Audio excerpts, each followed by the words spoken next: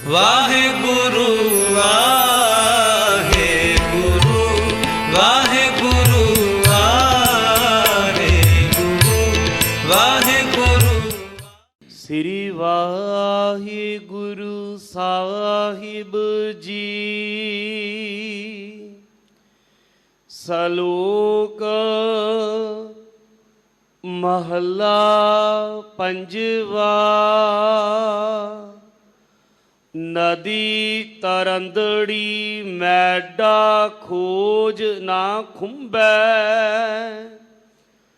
ਮੰਝ ਮੁਹੱਬਤ ਤੇਰੀ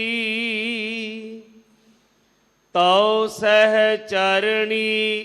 ਮੈਡਾ ਹੀੜਾ ਸੀਤਮਾ, ਹਰ ਨਾਨਕ ਤੁਲਹਾ ਬੇੜੀ। ਨਦੀ ਤਰੰਦੜੀ ਮੈਡਾ ਖੋਜ ਨ ਖੁੰਬੈ, ਮੰਝ ਮੁਹੱਬਤ ਤੇਰੀ ਤਉ ਸਹਿ ਚਰਣੀ। ਮੈਡਾ ਹੀੜਾ ਸੀਤਮਾ,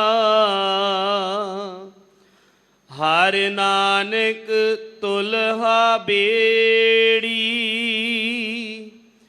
ਮਹਲਾ ਪੰਜਵਾ। ਜਿਨ੍ਹਾਂ ਦਿਸੰਦੜਿਆ ਦੁਰਮਤ ਵੰਝੈ, ਮਿੱਤਰ ਅਸਾਡੜੇ ਸੇਈ। ਹਉ ਟੂਢੇਂਦੀ ਜਗ ਸਬਾਇਆ, ਜਨ ਨਾਨਕ ਵਿਰਲੇ ਕੇਈ। ਪੌੜੀ ਆਵੈ ਸਾਹਿਬ ਚਿੱਤ, ਤੇਰਿਆ ਭਗਤਾ ਡਿਠਿਆ। ਮਨ ਕੀ ਕਟੀਐ ਮੈਲ, ਸਾਧ ਸੰਗ ਉਠਿਆ। ਜਨਮ ਮਰਨ ਭਉ ਕਟੀਐ, ਜਨ ਕਾ ਸ਼ਬਦ ਜਪ।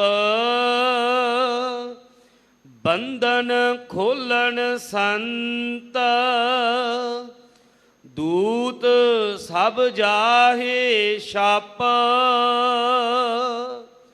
ਤਿਸ ਸਿਉ ਲਾਇਨ ਰੰਗ, ਜਿਸ ਦੀ ਸਭ ਧਾਰੀਆ। ਊਚੀ ਹੂੰ ਊਚਾ ਥਾਨ, ਅਗਮ ਅਪਾਰੀਆ। ਰੈਣ ਦਿਨਸ ਕਰ ਜੋੜ, ਸਾਸ ਸਾਸ ਧਿਆਈਐ। ਜਾਪੇ ਹੋਏ ਦਇਆਲ, ਤਾਂ ਭਗਤ ਸੰਗ ਪਾਈਐ। ਰੈਣ ਦਿਨਸ ਕਰ ਜੋੜ, ਸਾਸ ਸਾਸ ਧਿਆਈਐ। ਜਾਂ ਆਪੇ ਹੋਏ ਦਇਆਲ, ਤਾਂ ਭਗਤ ਸੰਗ ਪਾਈਐ। ਵਾਹਿਗੁਰੂ ਜੀ ਕਾ ਖਾਲਸਾ, ਵਾਹਿਗੁਰੂ ਜੀ ਕੀ ਫਤਿਹ। ਸਤਿਗੁਰੂ ਜੀ ਕੀ ਸਾਜੀ ਨਿਵਾਜੀ, ਪਰਮ ਸਤਿਕਾਰਯੋਗ ਸਾਧ ਸੰਗਤ ਜੀਓ। ਸ੍ਰੀ ਅਕਾਲ ਪੁਰਖ ਵਾਹਿਗੁਰੂ ਜੀ ਕੀ ਅਪਾਰ ਕਿਰਪਾ ਦੇ ਸਦਕਾ ਜੁਗੋ ਜੁਗ ਅਟਲ ਸਤਿਗੁਰੂ ਸ੍ਰੀ ਗੁਰੂ ਗ੍ਰੰਥ ਸਾਹਿਬ ਸੱਚੇ ਪਾਤਸ਼ਾਹ ਜੀ ਕੀ ਪਰਮ ਪਵਿੱਤਰ ਹਜ਼ੂਰੀ ਵਿੱਚ ਗੁਰਦੁਆਰਾ ਮੰਜੀ ਸਾਹਿਬ ਦੀਵਾਨ ਹਾਲ ਵਿਖੇ ਸਤਸੰਗਤ ਵਿੱਚ ਹਾਜ਼ਰੀਆਂ ਭਰਨ ਦਾ ਭਾਗਾਂ ਭਰਿਆ ਸਮਾਂ ਪ੍ਰਾਪਤ ਹੋ ਰਿਹਾ ਹੈ।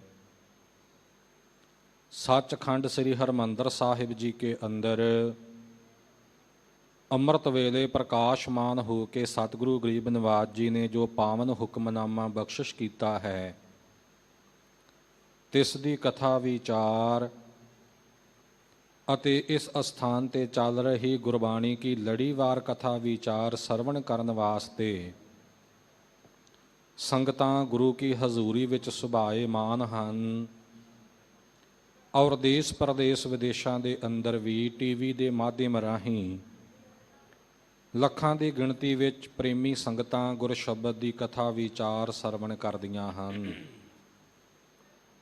ਅੱਜ ਦਾ ਇਹ ਪਾਵਨ ਸ੍ਰੀ ਮੁਖਵਾਕ ਸ੍ਰੀ ਗੁਰੂ ਗ੍ਰੰਥ ਸਾਹਿਬ ਜੀ ਅੰਦਰ ਸੁਭਾਏਮਾਨ 22 ਵਾਰਾਂ ਦੇ ਵਿੱਚੋਂ ਗੂਜਰੀ ਰਾਗ ਦੀ ਦੂਸਰੀ ਵਾਰ ਦੇ ਵਿੱਚ ਸੁਸ਼ੋਭਿਤ ਹੈ। ਗੂਜਰੀ ਰਾਗ ਜਿਸ ਦਾ 5ਵਾਂ ਅਸਥਾਨ ਹੈ ਸ੍ਰੀ ਗੁਰੂ ਗ੍ਰੰਥ ਸਾਹਿਬ ਜੀ ਕੇ ਤਤਕਰੇ ਵਿੱਚ ਔਰ 2 ਵਾਰਾਂ ਸਤਿਗੁਰੂ ਗਰੀਬ ਨਿਵਾਜ ਜੀ ਨੇ ਇਸ ਰਾਗ ਵਿੱਚ ਉਚਾਰਨ ਕੀਤੀਆਂ ਨੇ। ਇਹ ਦੂਸਰੀ ਵਾਰ ਦੀ ਸ਼ਲੋਕਾਂ ਦੇ ਸਮੇਤ 9ਵੀਂ ਪੌੜੀ ਹੈ। ਸਤਿਗੁਰੂ ਗ੍ਰੰਥ ਸਾਹਿਬ ਜੀ ਕੇ ਪਵਿੱਤਰ ਅੰਗ 520 ਤੇ ਸੁਭਾਏਮਾਨ ਹੈ। ਇਹ ਗੂਜਰੀ ਰਾਗ ਕੀ ਦੂਸਰੀ ਵਾਰ 5ਵੇਂ ਪਾਤਸ਼ਾਹ ਸ਼ਹੀਦਾਂ ਦੇ ਸਰਤਾਜ ਸ਼ਾਂਤੀ ਦੇ ਪੁੰਜ ਬਾਣੀ ਕੇ ਬੋਹਿਤ ਪਰ ਉਪਕਾਰੀ ਸਤਿਗੁਰੂ ਧੰਨ ਸ੍ਰੀ ਗੁਰੂ ਅਰਜਨ ਦੇਵ ਸਾਹਿਬ ਜੀ ਕੀ ਉਚਾਰਨ ਕੀਤੀ ਹੋਈ ਹੈ। ਪੌੜੀਆਂ ਵੀ ਤੇ ਪੌੜੀਆਂ ਤੋਂ ਪਹਿਲਾਂ ਸ਼ਲੋਕ ਵੀ ਇਹ ਸਾਰੇ ਹੀ ਪੰਚਮ ਪਾਤਸ਼ਾਹ ਜੀ ਨੇ ਕਿਰਪਾ ਕਰਕੇ ਆਪਾਂ ਨੂੰ ਉਪਦੇਸ਼ ਬਖਸ਼ਿਸ਼ ਕਰਦਿਆਂ ਉਚਾਰੇ ਹਨ। ਆਓ ਅੰਮ੍ਰਿਤ ਰੂਪ ਗੁਰੂ ਕੀ ਬਾਣੀ ਕਾ ਪਵਿੱਤਰ ਉਪਦੇਸ਼ ਮਨ ਚਿਤ ਬਿਰਤੀਆਂ ਨੂੰ ਇਕਾਗਰ ਕਰਕੇ ਲਿਵ ਸੁਰਤ ਗੁਰ ਚਰਨਾਂ ਵਿੱਚ ਜੋੜ ਕੇ ਸ਼ਰਧਾ ਭਾਵਨਾ ਔਰ ਪ੍ਰੇਮ ਸਤਿਕਾਰ ਸਹਿਤ ਸਰਵਣ ਕਰਕੇ ਲਾਹਾ ਪ੍ਰਾਪਤ ਕਰੀਏ। ਸਤਨਾਮ ਸ੍ਰੀ ਵਾਹਿਗੁਰੂ ਸਾਹਿਬ ਜੀ। ਸ਼ਲੋਕ ਮਹੱਲਾ 5ਵਾਂ। 5ਵੇਂ ਪਾਤਸ਼ਾਹ ਧੰਨ ਸਤਿਗੁਰੂ ਸ੍ਰੀ ਗੁਰੂ ਅਰਜਨ ਦੇਵ ਸਾਹਿਬ ਜੀ ਸ਼ਲੋਕ ਉਚਾਰਨ ਕਰਕੇ ਉਪਦੇਸ਼ ਬਖਸ਼ਦੇ ਨੇ। ਕੋਸ਼ ਵਿੱਚ ਸ਼ਲੋਕ ਅੱਖਰ ਦੇ ਵੱਖ-ਵੱਖ ਅਰਥ ਜਿਹੜੇ ਨੇ ਉਹ ਲਿਖੇ ਹੋਏ ਨੇ ਔਰ ਜੋ ਪ੍ਰਕਰਣ ਚੱਲਦਾ ਹੋਵੇ, ਜੋ ਸਬਜੈਕਟ ਚੱਲਦਾ ਹੋਵੇ, ਉਸ ਮੁਤਾਬਕ ਅਰਥ ਹੋਇਆ ਕਰਦਾ ਹੈ। ਸ਼ਲੋਕ ਛੰਦਾਬੰਦੀ ਦੀ ਇੱਕ ਚਾਲ ਹੈ। ਜਿਵੇਂ ਕਿ ਪੌੜੀ ਹੈ, ਜਿਵੇਂ ਹੋਰ ਅਨੇਕ ਪ੍ਰਕਾਰ ਦੇ ਛੰਦ ਨੇ, ਸਾਡੇ ਢਾਡੀ ਜਾਂ ਕਵੀਸ਼ਰ ਵੀਰ ਜਾਣਦੇ ਨੇ। ਢਾਡੀ ਕਲਾ ਦੇ ਵਿੱਚ ਕਿਧਰੇ ਬੈਂਤ ਹੈ, ਕਿਧਰੇ ਕਲੀ ਹੈ, ਕਿਧਰੇ ਕੋਰੜਾ ਹੈ, ਕਿਧਰੇ ਕੋਰੜਾ ਡਿਓੜ ਹੈ, ਕਿਧਰੇ ਵਾਰ ਹੈ। ਜਦੋਂ ਆਪਾਂ ਦਸਮ ਪਾਤਸ਼ਾਹ ਜੀ ਕੀ ਪਾਵਨ ਬਾਣੀ ਪੜ੍ਹਦੇ ਹਾਂ ਤਾਂ ਅਨੇਕਾਂ ਛੰਦਾਂ ਦੇ ਨਾਮ ਉਹਦੇ ਵਿੱਚ ਸਾਨੂੰ ਦਰਸ਼ਨ ਦੀਦਾਰ ਹੁੰਦੇ ਹੈ। ਇਉਂ ਸ਼ਲੋਕ ਵੀ ਛੰਦਾਬੰਦੀ ਦੀ ਇੱਕ ਚਾਲ ਹੈ। ਸ਼ਲੋਕ ਦਾ ਅਰਥ ਉਪਦੇਸ਼ ਵੀ ਹੈ। ਸ਼ਲੋਕ ਦਾ ਅਰਥ ਜਸ ਔਰ ਵਡਿਆਈ ਵੀ ਹੈ। ਬੈਕੁੰਠ ਧਾਮ ਦੀਆਂ ਜੋ 4 ਮੁਕਤੀਆਂ ਮੰਨੀਆਂ ਜਾਂਦੀਆਂ ਉਹਨਾਂ ਵਿੱਚੋਂ ਪਹਿਲੀ ਮੁਕਤੀ ਦਾ ਨਾਮ ਵੀ ਸ਼ਲੋਕ ਹੈ। ਔਰ ਇਸੇ ਪ੍ਰਕਾਰ ਸੰਧੀ ਵਿਛੇਦ ਨੀਤੀ ਰਾਹੀਂ ਸਵੈ ਲੋਕ ਭਾਵ ਨਿਜ ਲੋਕ ਸੱਚਖੰਡ। ਇਉਂ ਸਮੁੱਚੇ ਤੌਰ 'ਤੇ ਸ਼ਲੋਕ ਅਰਥ ਦਾ ਅੱਖਰ ਦਾ ਅਰਥ ਮਹਾਂਪੁਰਖਾਂ ਇਉਂ ਕੀਤਾ ਹੈ ਕਿ ਸਤਿਗੁਰੂ ਸੱਚੇ ਪਾਤਸ਼ਾਹ ਜੀ ਕਾ ਉਹ ਪਾਵਨ ਉਪਦੇਸ਼ ਜਿਸ ਵਿੱਚ ਸ੍ਰੀ ਅਕਾਲ ਪੁਰਖ ਵਾਹਿਗੁਰੂ ਜੀ ਕਾ ਜਸ ਉਚਾਰਨ ਕੀਤਾ ਗਿਆ ਹੈ, ਜਿਸ ਵਿੱਚ ਸਾਨੂੰ ਵਾਹਿਗੁਰੂ ਕਾ ਜਸ ਉਚਾਰਨ ਕਰਨ ਦਾ ਉਪਦੇਸ਼ ਬਖਸ਼ਿਸ਼ ਕੀਤਾ ਗਿਆ ਹੈ, ਜਿਸ ਦੀ ਕਮਾਈ ਕਰਕੇ ਸ਼ਲੋਕ ਮੁਕਤੀ ਤਾਂ ਕੀ ਬਲਕਿ ਸਵੈ ਲੋਕ ਭਾਵ ਨਿਜ ਲੋਕ ਦੀ ਪ੍ਰਾਪਤੀ, ਵਾਹਿਗੁਰੂ ਦੇ ਸਰੂਪ ਦੀ ਪ੍ਰਾਪਤੀ ਹੋ ਜਾਂਦੀ ਹੈ। ਐਸਾ ਪਾਵਨ ਉਪਦੇਸ਼ ਸਤਿਗੁਰੂ ਜੀ ਛੰਦਾਬੰਦੀ ਦੀ ਚਾਲ ਸ਼ਲੋਕ ਰਾਹੀਂ ਉਚਾਰਨ ਕਰਕੇ ਉਪਦੇਸ਼ ਬਖਸ਼ਿਸ਼ ਕਰਦੇ ਹਨ। 5ਵੇਂ ਪਾਤਸ਼ਾਹ ਜੀ ਕਿਰਪਾ ਕਰ ਰਹੇ ਹਨ। ਨਦੀ ਤਰੰਦੜੀ ਮੈਡਾ ਖੋਜ ਨ ਖੁੰਬੈ। ਸਾਧ ਸੰਗਤ ਜੀ, ਜੋ ਸਾਡਾ ਸ਼ਾਮ ਦਾ ਨਿਤਨੇਮ ਸਾਨੂੰ ਸਤਿਗੁਰੂ ਜੀ ਨੇ ਬਖਸ਼ਿਆ ਹੈ, ਸੋਦਰ ਰਹਿਰਾਸ ਸਾਹਿਬ, ਤਿਸ ਦੇ ਵਿੱਚ ਇੱਕ ਪਾਵਨ ਬਚਨ ਦੁਨੀਆ ਦੀ ਹਾਲਤ ਦਾ ਜੋ ਸਤਿਗੁਰਾਂ ਨੇ ਉਚਾਰਿਆ ਆਪਾਂ ਰੋਜ਼ ਪੜ੍ਹਦੇ ਸੁਣਦੇ ਹਾਂ। ਤਿਤ ਸਰਵਰੜੈ ਭਈ ਲੈ ਨਿਵਾਸਾ, ਪਾਣੀ ਪਾਵਕ ਤਨਹਿ ਕੀਆ, ਪੰਕ ਜੋ ਮੋਹ ਪਗ ਨਹੀਂ ਚਾਲੈ, ਹਮ ਦੇਖਾ ਤਹਿ ਡੂਬੀ ਅਲੇ। ਸੰਸਾਰ ਰੂਪੀ ਇੱਕ ਐਸਾ ਇਹ ਸਮੁੰਦਰ ਹੈ ਜਿਸ ਦੇ ਵਿੱਚ ਸਾਡਾ ਨਿਵਾਸ ਹੋਇਆ ਹੈ। ਇਹਦੇ ਵਿੱਚ ਲੋਭ ਲਹਿਰ ਦਾ ਪਾਣੀ ਹੈ, ਇਹਦੇ ਵਿੱਚ ਆਸਾ ਮਨਸਾ ਤ੍ਰਿਸ਼ਨਾ ਦੀਆਂ ਅਗਨੀਆਂ ਵੀ ਹਨ। ਅਨੇਕ ਪ੍ਰਕਾਰ ਦੀਆਂ ਲੋਭ ਦੀਆਂ ਲਹਿਰਾਂ ਜੋ ਚੱਲਦੀਆਂ ਨੇ, ਉਹਨਾਂ ਦੇ ਹੁੰਦਿਆਂ ਹੋਇਆਂ ਪੰਕ ਜੋ ਮੋਹ, ਪੰਕ ਦਾ ਅਰਥ ਹੈ ਚਿੱਕੜ, ਮੋਹ ਰੂਪੀ ਐਸਾ ਚਿੱਕੜ ਹੈ, ਐਸੀ ਦਲਦਲ ਹੈ ਜਿਸ ਦੇ ਵਿੱਚ ਪੱਗ ਨਹੀਂ ਚੱਲ ਹੈ। ਬਿਰਤੀ ਰੂਪੀ ਇੱਕ ਕਦਮ ਵੀ ਇਸ ਸੰਸਾਰ ਵਿੱਚ ਸਾਥੋਂ ਚੱਲਿਆ ਨਹੀਂ ਜਾਂਦਾ। ਜਿਵੇਂ ਜਿਹੜਾ ਜੀਵ ਕਿਧਰੇ ਦਲਦਲ ਦੇ ਵਿੱਚ ਖੁੱਭ ਜਾਵੇ, ਆਮ ਚਿੱਕੜ ਦੇ ਵਿੱਚੋਂ ਤਾਂ ਮਨੁੱਖ ਤੁਰ ਕੇ ਅਗਾਂਹ ਜਾ ਸਕਦਾ, ਪੈਰ ਲਿਬੜ ਜਾਣਗੇ, ਲੱਤਾਂ ਲਿਬੜ ਜਾਣਗੀਆਂ, ਤੁਰਨਾ ਔਖਾ ਹੋਵੇਗਾ। ਪਰ ਜਿਹੜੀ ਦਰਿਆਵਾਂ ਦੀ ਜਾਂ ਸਮੁੰਦਰਾਂ ਦੇ ਕਿਨਾਰੇ ਦੀ ਦਲਦਲ ਹੁੰਦੀ ਹੈ, ਉਹਦੇ ਵਿੱਚ ਖੁੱਭਿਆ ਹੋਇਆ ਮਨੁੱਖ ਇੱਕ ਕਦਮ ਵੀ ਅਗਾਂਹ ਨਹੀਂ ਤਰ ਸਕਦਾ, ਤੁਰ ਨਹੀਂ ਸਕਦਾ। ਆਸਰਾ ਜਾਂ ਸਹਾਰਾ ਲੈਣਾ ਪਵੇਗਾ ਤਾਂ ਦਲਦਲ ਵਿੱਚੋਂ ਨਿਕਲਿਆ ਜਾਵੇਗਾ, ਨਹੀਂ ਤਾਂ ਜਿੰਨਾ ਜੀਵ ਉੱਪਰ ਨਿਕਲਣ ਵਾਸਤੇ ਜ਼ੋਰ ਲਾਉਂਦਾ ਹੈ, ਸਰੀਰ ਦਾ ਭਾਰ ਪੈਰਾਂ ਉੱਪਰ ਪੈਣ ਤੋਂ ਓਨਾ ਹੇਠਾਂ ਧੱਸਦਾ ਜਾਂਦਾ ਹੈ। ਜੇ ਬਾਹਰੋਂ ਕੋਈ ਸਹਾਰਾ, ਕੋਈ ਰੱਸਾ ਵਗੈਰਾ ਜਾਂ ਹੋਰ ਚੀਜ਼ ਪਕੜਾਈ ਜਾਵੇ ਤਾਂ ਉਹਦੇ ਨਾਲ ਖਿੱਚ ਕੇ ਉਸ ਨੂੰ ਬਾਹਰ ਕੱਢਿਆ ਜਾ ਸਕਦਾ ਹੈ। ਦੁਨੀਆ ਦੇ ਵਿੱਚ ਇਹ ਜਿਹੜਾ ਮੋਹ ਹੈ, ਸਾਧ ਸੰਗਤ ਜੀ, ਦੁਨਿਆਵੀ ਪਦਾਰਥਾਂ ਦੀ ਔਰ ਸਰੀਰਾਂ ਦੀ ਪਕੜ ਹੈ, ਇਹ ਉਸ ਦਲਦਲ ਦੀ ਤਰ੍ਹਾਂ ਹੈ ਜਿਸ ਦੇ ਵਿੱਚ ਸਾਡਾ ਇਹ ਜਿਹੜਾ ਬਿਰਤੀ ਰੂਪੀ ਕਦਮ ਹੈ, ਪੱਗ ਹੈ, ਇਹ ਵਾਹਿਗੁਰੂ ਕੇ ਮਾਰਗ ਵੱਲੇ ਇੱਕ ਕਦਮ ਵੀ ਚੱਲ ਨਹੀਂ ਸਕਦਾ।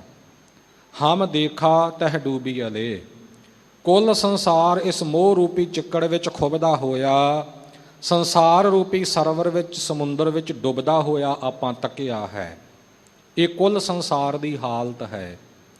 ਪਰ ਜਿਨ੍ਹਾਂ ਨੂੰ ਸਤਿਗੁਰੂ ਜੀ ਕੀ ਸ਼ਰਨ ਪ੍ਰਾਪਤ ਹੋ ਜਾਵੇ, ਜਿਨ੍ਹਾਂ ਨੂੰ ਸਤਿਗੁਰਾਂ ਦਾ ਆਸਰਾ ਮਿਲ ਜਾਵੇ, ਗੁਰੂ ਗਰੀਬ ਨਿਵਾਜ ਜੀ ਕਿਰਪਾ ਕਰਦੇ ਨੇ। ਗੁਰਸਿੱਖ ਦੀ ਗੁਰੂ ਕੇ ਚਰਨਾਂ ਵਿੱਚ ਇਹ ਬੇਨਤੀ ਹੈ, ਹਰ ਦਇਆ ਪ੍ਰਭ ਧਾਰਹੁ, ਪਾਖਣ ਹਮ ਤਾਰਹੁ, ਕੱਢ ਲੇਵਹੁ ਸ਼ਬਦ ਸੁਭਾਏ ਜੀਓ, ਮੋਹ ਚੀਕੜ ਫਾਥੇ ਨਿਗਰਤ ਹਮ ਜਾਤੇ, ਹਰ ਬਾਹ ਪ੍ਰਭੂ ਪਕਰਾਏ ਜੀਓ। ਮੋਹ ਰੂਪੀ ਚਿੱਕੜ ਵਿੱਚ, ਦਲਦਲ ਵਿੱਚ ਫਸੇ ਹੋਏ ਅਸੀਂ ਨਿੱਗਰਦੇ ਹੀ ਜਾਂਦੇ ਹਾਂ, ਡੁੱਬਦੇ ਜਾਂਦੇ ਹਾਂ। ਮਹਾਰਾਜ ਆਪਣੀ ਨਾਮ ਰੂਪੀ, ਆਪਣੀ ਆਸਰਾ ਰੂਪੀ ਬਾਂਹ ਕਿਰਪਾ ਕਰਕੇ ਸਾਨੂੰ ਪਕੜਾ ਦਿਓ, ਫੜਾ ਦਿਓ।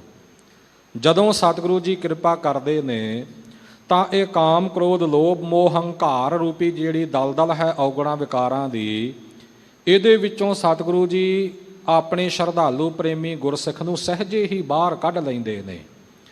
ਉਹ ਜਿਹੜੀ ਆਨੰਦਮਈ ਅਵਸਥਾ ਹੈ, ਉਸ ਦਾ ਵਰਣਨ ਸਤਿਗੁਰੂ ਸੱਚੇ ਪਾਤਸ਼ਾਹ ਜੀ ਕਰਦੇ ਨੇ।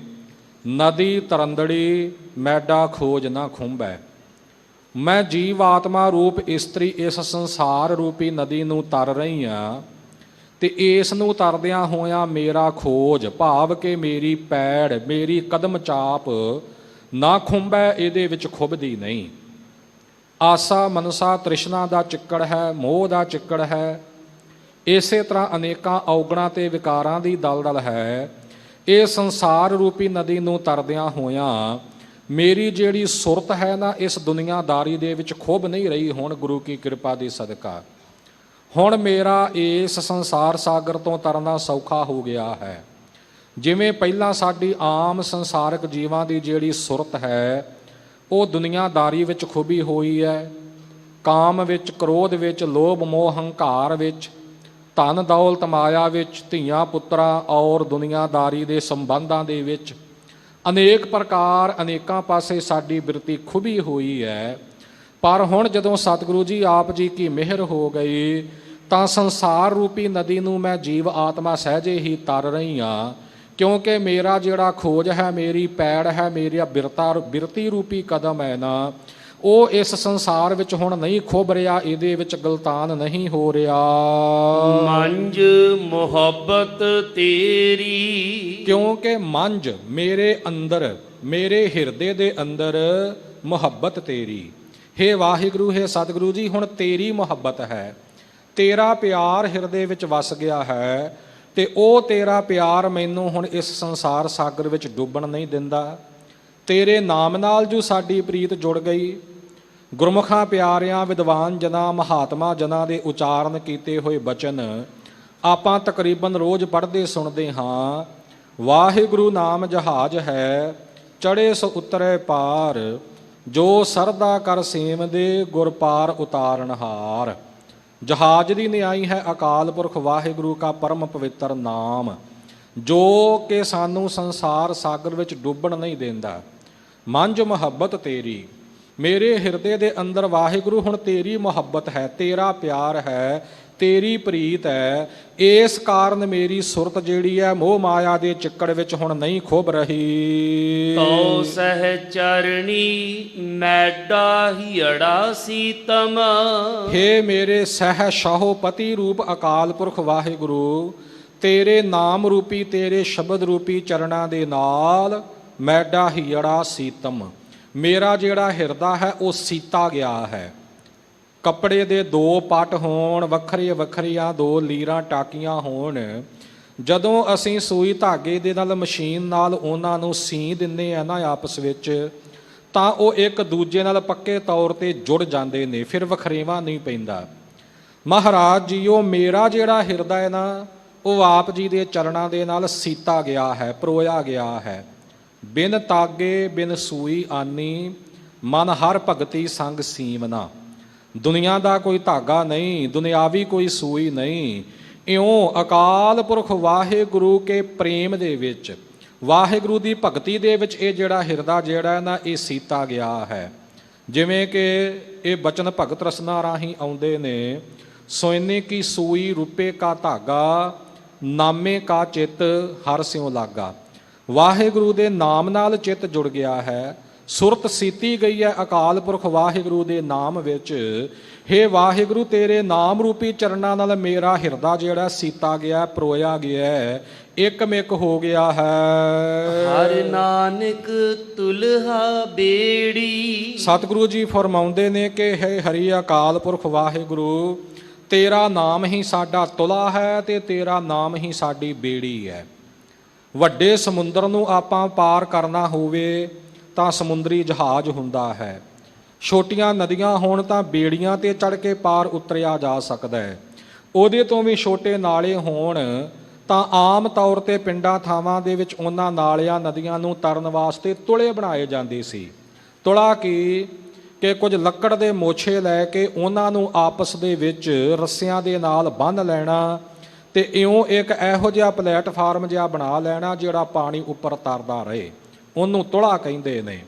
ਵਾਹਿਗੁਰੂ ਕਾ ਨਾਮ, ਆ ਜਿਹੜੇ ਦੁਨੀਆ ਦੇ ਰਾਗ ਦਵੈਸ਼ ਰੂਪੀ ਈਰਖਾ ਰੂਪੀ ਨਾਲੇ ਨੇ, ਇਹਨਾਂ ਨੂੰ ਤਰਨ ਵਾਸਤੇ ਤੁਲੇ ਦੀ ਨਿਆਈ ਹੈ। ਔਰ ਇਸੇ ਪ੍ਰਕਾਰ ਸੰਸਾਰ ਰੂਪੀ ਸਮੁੰਦਰ ਨੂੰ ਤਰਨ ਵਾਸਤੇ ਬੇੜੀ ਦੀ ਨਿਆਈ ਹੇ ਅਕਾਲ ਪੁਰਖ ਵਾਹਿਗੁਰੂ ਜੀ ਆਪ ਜੀ ਕਾ ਨਾਮ ਹੈ, ਜਿਸ ਕਰਕੇ ਹੁਣ ਸੰਸਾਰ ਸਾਗਰ ਵਿੱਚ ਮੇਰਾ ਡੁੱਬਣਾ ਨਹੀਂ ਹੁੰਦਾ। ਮਹੱਲਾ ਪੰਜਵਾ। ਧੰਨ ਸਤਿਗੁਰੂ ਅਰਜਨ ਦੇਵ ਸਾਹਿਬ ਸੱਚੇ ਪਾਤਸ਼ਾਹ ਜੀ ਹੋਰ ਬਖਸ਼ਿਸ਼ ਕਰਦੇ ਹਨ। ਜਿਨ੍ਹਾਂ ਦੀ ਸੰਦੜਿਆ ਦੁਰਮਤ ਵੰਝੈ।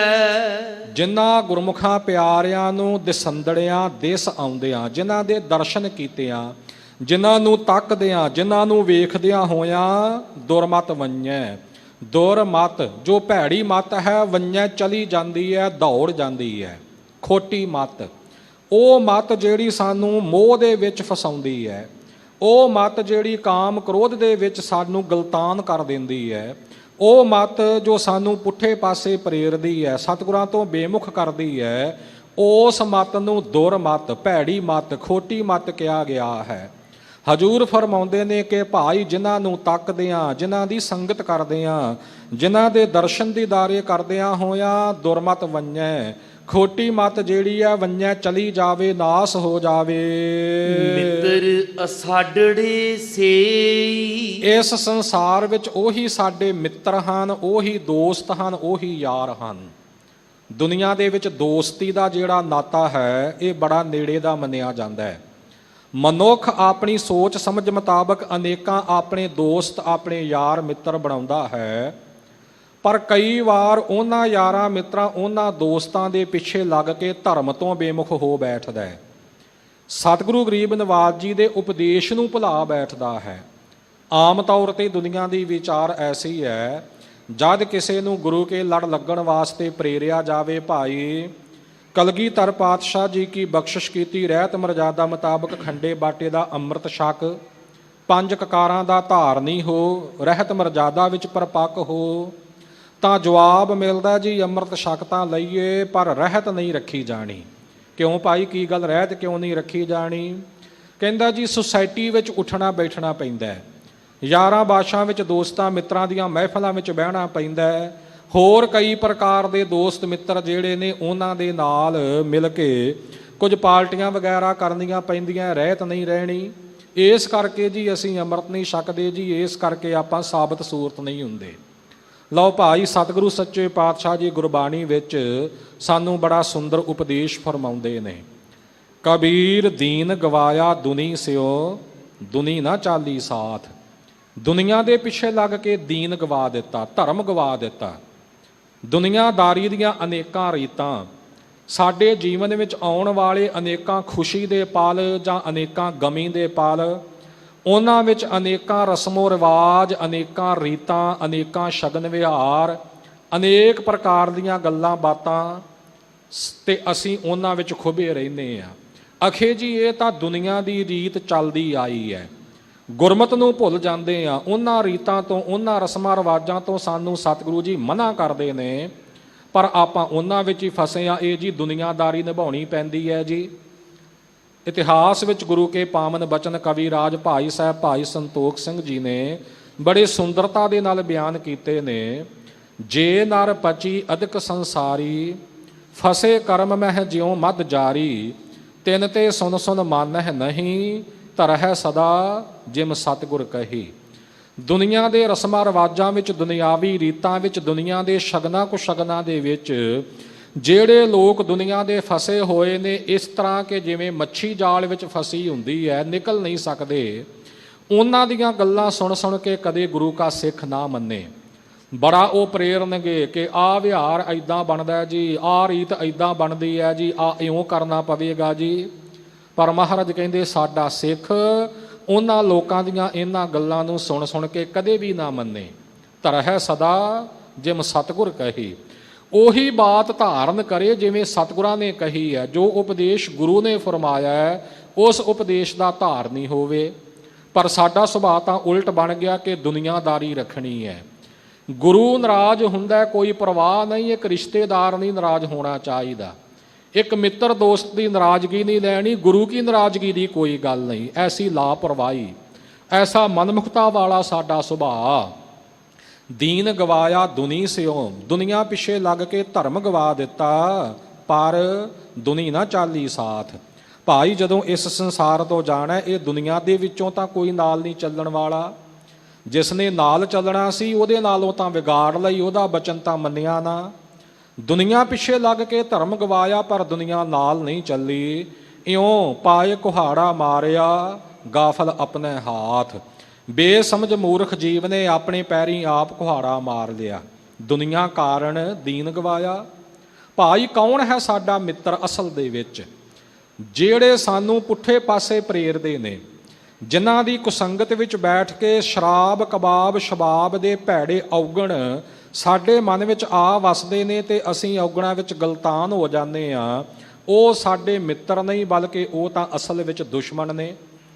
ਇੱਕ ਮਨੁੱਖ ਨੇ ਮਨ ਬਣਾ ਹੀ ਲਿਆ ਕਿ ਚਲੋ ਗੁਰੂ ਕੇ ਲੜ ਲੱਗਦੇ ਆ, ਬਾਣੀ ਪੜ੍ਹਿਆ ਕਰੀਏ, ਅੰਮ੍ਰਿਤ ਛਕੀਏ, ਤੇ ਲਾਗੋਂ ਯਾਰ ਦੋਸਤ ਕਹਿਣਗੇ ਛੱਡ ਯਾਰ ਤੂੰ ਬਾਬਾ ਬਣ ਕੇ ਕੀ ਲੈਣਾ। ਇੱਕ ਗੱਲ ਦਾ ਅਹਿਸਾਸ ਤਾਂ ਹੈ ਕਿ ਜ਼ਿੰਦਗੀ ਵਾਰ-ਵਾਰ ਥੋੜ੍ਹਾ ਮਿਲਣੀ ਹੈ, ਪਰ ਅੱਗੇ ਕਹਿ ਦਿੰਦੇ ਨੇ ਕਿ ਵਾਰ-ਵਾਰ ਇਹ ਜ਼ਿੰਦਗੀ ਨਹੀਂ ਮਿਲਦੀ, ਖਾਓ ਪੀਓ ਹੰਢਾਓ ਐਸ਼ ਕਰੋ। ਗੁਰੂ ਕਾ ਉਪਦੇਸ਼ ਭੁੱਲ ਗਿਆ ਕਿ ਜ਼ਿੰਦਗੀ ਵਾਰ-ਵਾਰ ਨਹੀਂ ਮਿਲਣੀ, ਇਹਨੂੰ ਗੁਰੂ ਕੇ ਲੜ ਲਾ ਕੇ ਸਫਲਾ ਕਰ ਲਓ। ਉਧਰ ਨੂੰ ਸੁਰਤ ਨਹੀਂ ਜਾਂਦੀ। ਮਨੁੱਖ ਸਿੱਧੇ ਪਾਸੇ ਚੱਲਣ ਦਾ ਮਨ ਬਣਾ ਲੈਂਦਾ ਹੈ, ਪਰ ਜਿਨ੍ਹਾਂ ਨੂੰ ਆਪਣੇ ਦੋਸਤ ਆਪਣੇ ਮਿੱਤਰ ਸਮਝਿਆ ਉਹ ਮਨ ਨੂੰ ਫੇਰ ਭਟਕਾ ਦਿੰਦੇ ਨੇ। ਭਾਈ ਕਾਹਦੇ ਸੱਜਣ ਹੋਏ, ਕਾਹਦੇ ਮਿੱਤਰ ਹੋਏ ਜਿਹੜੇ ਸਾਡੇ ਜੀਵਨ ਨੂੰ ਵਿਗਾੜ ਦੇਣ। ਕੌਣ ਸੱਜਣ ਨੇ, ਕੌਣ ਮਿੱਤਰ ਨੇ? ਜਿਨ੍ਹਾਂ ਦਸੰਦੜਿਆਂ ਦੁਰਮਤ ਵੰਜੈ, ਮਿੱਤਰ ਅਸਾਡੜੇ ਸੇਈ। ਸੂਹੀ ਰਾਗ ਵਿੱਚ ਵੀ ਸਤਿਗੁਰੂ ਸੱਚੇ ਪਾਤਸ਼ਾਹ ਜੀ ਕਾ ਪਾਵਨ ਇਹ ਬਚਨ ਹੈ, ਓਏ ਸਾਜਨ ਓਏ ਮੀਤ ਪਿਆਰੇ, ਜੋ ਹਮ ਕਉ ਹਰ ਨਾਮ ਚਿਤਾਰੇ। ਉਹ ਸਾਡੇ ਸੱਜਣ ਨੇ, ਉਹ ਸਾਡੇ ਪਿਆਰੇ ਮਿੱਤਰ ਨੇ, ਜੋ ਸਾਨੂੰ ਵਾਹਿਗੁਰੂ ਦਾ ਨਾਮ ਚੇਤੇ ਕਰਾਉਣ, ਨਾਮ ਜਪਾਉਣ, ਨਾਮ ਜਪਣ ਵਾਲੇ ਪਾਸੇ ਪ੍ਰੇਰਨ। ਭਾਈ ਗੁਰੂ ਕੀ ਸੰਗਤ ਕਰਿਆ ਕਰ, ਭਾਈ ਪ੍ਰੇਮੀਆਂ ਤੂੰ ਸਾਬਤ ਸੂਰਤ ਰਹਿ, ਖੰਡੇ ਬਾਟੇ ਦਾ ਅੰਮ੍ਰਿਤ ਛਕ, ਗੁਰਦੁਆਰੇ ਜਾਇਆ ਕਰ, ਸੇਵਾ ਕਰਿਆ ਕਰ, ਬਾਣੀ ਪੜਿਆ ਕਰ। ਇਹੋ ਜਿਹੀ ਪ੍ਰੇਰਣਾ ਦੇਣ ਵਾਲੇ ਜਿਹੜੇ ਸੱਚੇ ਸੱਜਣ ਨੇ ਉਹੀ ਸਾਡੇ ਮਿੱਤਰ ਨੇ। ਜਿਨ੍ਹਾਂ ਦੇ ਸੰਦੜਿਆਂ ਦੁਰਮਤ ਵੰਨਿਆ ਮਿੱਤਰ ਅਸਾਜੜੇ ਸੇਈ, ਜਿਨ੍ਹਾਂ ਦੇ ਨਾਲ ਮਿਲਿਆ, ਜਿਨ੍ਹਾਂ ਦੇ ਦਰਸ਼ਨ ਕੀਤਿਆਂ ਖੋਟੀ ਮਤ ਨਾਸ ਹੋ ਜਾਵੇ, ਉਹ ਸੰਤ ਮਹਾਤਮਾ ਗੁਰਮੁਖ ਪਿਆਰੇ ਸਾਡੇ ਅਸਲੀ ਮਿੱਤਰ ਹਨ। ਹਉ ਟੁਢੇਂਦੀ ਜਗ ਸਵਾਇਆ। ਇਹੋ ਜਿਹੇ ਚੰਗੇ ਤੇ ਸੱਚੇ ਮਿੱਤਰਾਂ ਦੀ ਪ੍ਰਾਪਤੀ ਵਾਸਤੇ ਮੈਂ ਜਿੰਦ ਆਤਮਾ ਸਾਰਾ ਜਗਤ ਲੱਭਦੀ ਫਿਰਦੀ ਹਾਂ, ਜਗਤ ਵਿੱਚ ਢੂੰਡਦੀ ਫਿਰਦੀ ਹਾਂ। ਜਨ ਨਾਨਕ ਵਿਰਲੇ ਕੇਈ। ਪਰ ਉਹ ਇਹੋ ਜਿਹੇ ਜਿਹੜੇ ਜਨ ਗੁਰਮੁਖ ਪਿਆਰੇ ਨੇ ਉਹ ਕੋਈ ਕੋਈ ਵਿਰਲੇ ਹਨ, ਹਰ ਜਗ੍ਹਾ ਨਹੀਂ ਲੱਭਦੇ, ਹਰ ਥਾਂ ਤੇ ਉਹ ਗੁਰਮੁਖ ਪਿਆਰੇ ਜਿਹੜੇ ਨੇ ਪ੍ਰਾਪਤ ਨਹੀਂ ਹੁੰਦੇ। ਭਗਤ ਫਰੀਦ ਜੀ ਫਰਮਾਨ ਕਰਦੇ ਨੇ, ਫਰੀਦਾ ਗੱਲੀ ਸੋ ਸੱਜਣ 20, ਇੱਕ ਢੂੰਡੇਂਦੀ ਨਾ ਲਾਹਾਂ। ਗੱਲੀ ਬਾਤੀ ਤਾਂ 20 ਸੱਜਣ ਭਾਵ ਅਨੇਕਾਂ ਸੱਜਣ ਮਿੱਤਰ ਬਣੇ ਫਿਰਦੇ ਨੇ, ਪਰ ਜਦੋਂ ਇੱਕ ਸੱਚਾ ਸੱਜਣ ਮਿੱਤਰ ਲੱਭਣ ਦਾ ਯਤਨ ਕਰੀਏ ਤਾਂ ਲੱਭਿਆ ਇੱਕ ਵੀ ਨਹੀਂ ਲੱਭਦਾ। ਤੁਖਾਂ ਜਿਉ ਮਾਲੀ ਕਾਰਨ ਤਿੰਨਾ ਮਾ ਪਿਰੀ। ਮੈਂ ਮਾਲੀ ਦੀ ਤਰ੍ਹਾਂ, ਆ ਮਾਈਆਂ ਨੂੰ ਬਜ਼ੁਰਗਾਂ ਨੂੰ ਪਤਾ ਹੈ ਕਿ ਜਦੋਂ ਘਰਾਂ ਦੇ ਵਿੱਚ ਕੋਈ ਗੋਹੇ ਦੀਆਂ ਪਾਥੀਆਂ ਬਾਲੀਆਂ ਜਾਂਦੀਆਂ ਤਾਂ ਇੱਕ ਚੂਰਾ ਜਿਹਾ ਉਹਨਾਂ ਦੇ ਵਿੱਚੋਂ ਬਣ ਜਾਂਦਾ ਭੰਨਣ ਵੇਲੇ। ਉਹ ਬਣੇ ਹੋਏ ਚੂਰੇ ਨੂੰ ਆਮ ਮਾਲੀ ਜਾਂ ਮਿਲੀ ਕਿਹਾ ਕਰਦੇ ਸਨ। ਉਹ ਅੱਗ ਲਟ ਲਟ ਨਹੀਂ ਬਲਦੀ, ਬਲਕਿ ਉਹ ਮਿਲੀ ਦੀ ਜਿਹੜੀ ਅੱਗ ਹੈ ਹੌਲੀ ਹੌਲੀ ਧੁਖਦੀ ਹੈ। ਭਗਤ ਫਰੀਦ ਜੀ ਫਰਮਾਉਂਦੇ ਨੇ ਕਿ ਇਹੋ ਜਿਹੇ ਜਿਹੜੇ ਬਨੌਟੀ ਮਿੱਤਰ ਨੇ ਨਾ, ਇਹਨਾਂ ਦੇ ਕਰਕੇ ਉਸ ਭੁਰੇ ਹੋਏ ਜਾਂ ਗਿੱਲੇ ਗੋਹੇ ਦੀ ਤਰ੍ਹਾਂ ਧੁਖਣਾ ਪੈਂਦਾ, ਦੁਖੀ ਹੋਣਾ ਪੈਂਦਾ ਹੈ। ਵਿਰਲੇ ਵਿਰਲੇ ਹਨ ਗੁਰਮੁਖ ਸੱਜਣ ਪਿਆਰੇ ਜੋ ਸਾਨੂੰ ਪਰਮਾਤਮਾ ਦੇ ਨਾਮ ਨਾਲ ਜੋੜਦੇ ਨੇ।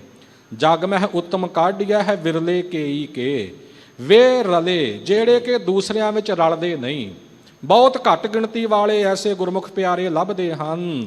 ਕੁੱਲ ਸੰਸਾਰ ਨੂੰ ਭਾਲ ਕੇ ਵੇਖੀਏ, ਜਨ ਨਾਨਕ ਵਿਰਲੇ ਕੇਈ। ਵਿਰਲੇ ਵਿਰਲੇ ਜਨ ਗੁਰਮੁਖ ਪਿਆਰੇ ਐਸੇ ਸੱਜਣ ਸੰਤ ਮਿੱਤਰ ਹਨ ਜੋ ਕਿ ਪ੍ਰਮਾਤਮਾ ਦੇ ਨਾਮ ਨਾਲ ਸਾਨੂੰ ਜੋੜਨ, ਜੋ ਸਾਡੇ ਮੰਦੇ ਸੁਭਾਅ ਨੂੰ ਖਤਮ ਕਰਕੇ ਸਾਨੂੰ ਸ਼ੁਭ ਮਤ ਵੱਲੇ ਪ੍ਰੇਰਨਾ ਦੇਣ।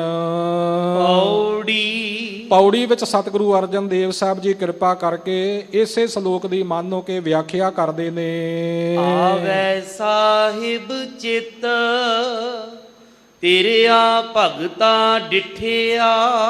ਹੇ ਅਕਾਲ ਪੁਰਖ ਵਾਹਿਗੁਰੂ ਜੀ, ਜਦੋਂ ਤੇਰੇ ਭਗਤਾਂ ਨੂੰ ਤੱਕ ਲਈਏ, ਤੇਰੇ ਭਗਤਾਂ ਪਿਆਰਿਆਂ ਨਾਮ ਸਿਮਰਨ ਕਰਨ ਵਾਲਿਆਂ ਦੇ ਦਰਸ਼ਨ ਦਿਦਾਰੇ ਕਰ ਲਈਏ, ਤਾਂ ਹੇ ਮੇਰੇ ਸਾਹਿਬ, ਮੇਰੇ ਮਾਲਕ ਅਕਾਲ ਪੁਰਖ ਵਾਹਿਗੁਰੂ, ਉਹਨਾਂ ਦੇ ਦਰਸ਼ਨ ਕੀਤਿਆਂ ਤੂੰ ਚੇਤੇ ਆਉਣਾ, ਤੇਰੀ ਯਾਦ ਆਉਂਦੀ ਹੈ।